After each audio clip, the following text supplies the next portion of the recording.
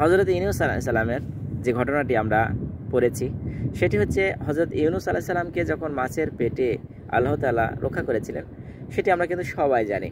তো আল্লাহ তাআলার দরবারে তিনি দোয়া করেছিলেন এবং আল্লাহ তাআলা তাকে ক্ষমা করেছিলেন এবং তাকে কিন্তু সেই সমুদ্রের তীরে সেই মাছটি নিয়ে নিজে পৌঁছিয়ে দিয়েছিলেন তাকে। তো তার ঘটনা সব সময় আমরা জানি, সেই দোয়াটিও আমরা জানি এবং সেই দোয়াটির পিছনে যে রহস্যময় একটি বিষয় রয়েছে এবং তার এই ঘটনাটি ঘটলো কীভাবে, আসলে সে মাছের পেটে গেল কী করে, সেই বিষয়টি কিন্তু আমরা অনেকেই জানি না। তো আজকে আমরা জানবো সেই বিষয়টি। একদিন হযরতে ইউনূস আলাইহিস সালাম সে সময় কিছু হয়তো বা ভুল করেছিলেন আল্লাহ তাআলার দরবারে।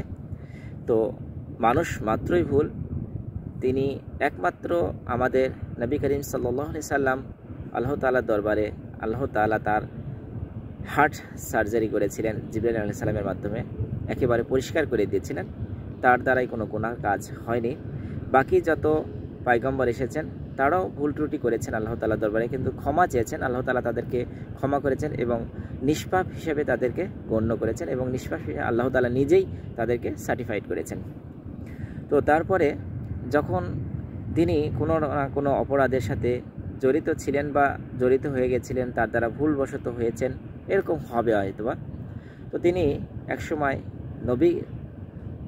নবী তার চরিত্র অনেক ভালো ছিল, তখন তিনি যাচ্ছিলেন একটি নৌকায় চড়ে।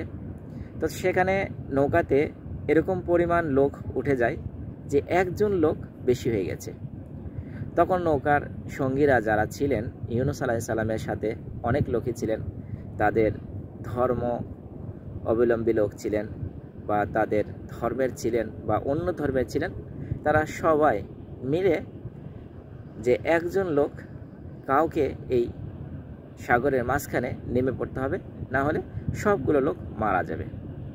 এরকম একটি পরিস্থিতি হয়তো আল্লাহ তাআলার নির্দেশেই সৃষ্টি হয়েছিল এবং তখন তারা সবাই মিলে, যার ইউনূস আলাইহিস সালাম অনেক ভালো নরম স্বভাবের মানুষ ছিলেন, তখন তাকেই সবাই তার দিকেই ইঙ্গিত করেছেন এবং তাকেই সেই সাগরে সেই বোট থেকে নিক্ষেপ করা হয়েছিল। আর সঙ্গে সঙ্গে একটি মাছ এসে আল্লাহ তাআলার নির্দেশেই, কারণ সেই গভীর সমুদ্রে কিছুই ছিল না, আল্লাহ তাআলার এটি একটি নির্দেশ ছিল তার হাবিবকে বাঁচানোর জন্য, তার নবীকে বাঁচানোর জন্য, মাছ এসে খেয়ে ফেলে দেয়। তখন মাছের পেটের ভিতর দীর্ঘদিন তিনি জীবিত ছিলেন, এটিও আল্লাহ তাআলার নির্দেশ। কারণ আমরা জানি যে আমরা যা কিছু খেয়ে ফেলি সেটা কিন্তু পেটের ভিতরে সংরক্ষিত রাখে না, সেটি কিন্তু হজম হয়ে যায়। যেই প্রাণী যা খাদ্য খায় সব কিছু কিন্তু হজম হয়ে যায়। তো ইউনূস আলাইহিস সালাম দীর্ঘদিন মাছের পেটের ভিতর জীবিত ছিলেন, এটি আল্লাহ তাআলা রেখেছিলেন। আল্লাহ তাআলা চাইলে সবই সম্ভব, যেটি আমরা সূরাতুল কাহফের ভিতরে সেই যুবকদের কথা আল্লাহ তাআলা বর্ণনা করেছেন যে আল্লাহ দীর্ঘদিন তাদেরকে ঘুম পাড়িয়েছেন, শত শত বৎসর তারা ঘুম পেরেছেন, তারা জীবিত ছিলেন। শত শত বছর পরে আল্লাহ তাআলা তাদের ঘুম নিদ্রাকে থেকে আবার জাগ্রত করেছেন এবং শিক্ষা দিয়েছেন যে আল্লাহ তাআলা চাইলে মৃতকে জীবিত করে পারে এবং জীবিতকে মৃত্যু দান করেন, আল্লাহ তাআলা সব কিছুর মালিক। তখন ইউনূস আলাইহিস সালামকে যখন মাছের পেটের ভিতর ইউনূস আলাইহিস সালাম দীর্ঘদিন থাকার পরে যখন ইউনূস আলাইহিস সালাম এই দোয়াটি বললেন, লা ইলাহা ইল্লা আনতা সুবহানাকা ইন্নী কুনতু মিনাজ জালিমিন, যে আমি জুলুমকারীদের অন্তর্ভুক্ত হয়ে গেছিলাম, আমি ভুল হয়ে গেছে, আমাকে ক্ষমা করে দাও। আল্লাহ তাআলা যখন ক্ষমা চেয়েছেন তখন আল্লাহ তাআলা তাকে ক্ষমা করে দিয়েছেন এবং মাছকে নির্দেশ করেছেন, তখন সাগরের তীরে তাকে এসে মাছ নিজেই তাকে বের করে দিয়ে গেছেন।